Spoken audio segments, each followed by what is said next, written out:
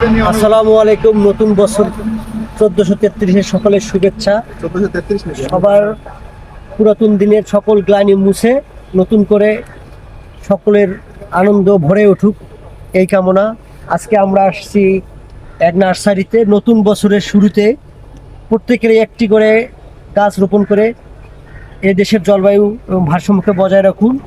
নতুন বছরের আনন্দে কেউ আতশবাজি ফুটাবেন না এবং শব্দ দূষণ ও বন্য পশু পাখির সমস্যা সৃষ্টি করবেন না। টাটা। আসসালামু আলাইকুম। নতুন বছর 1433-এর সকলের শুভেচ্ছা।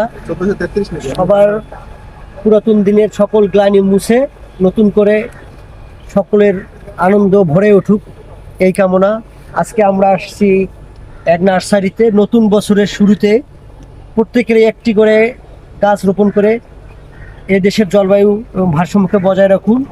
নতুন বছরের আনন্দে কেউ আতশবাজি ফুটাবেন না এবং শব্দ দূষণ ও বন্য পশু পাখির সমস্যা সৃষ্টি করবেন না। টাটা।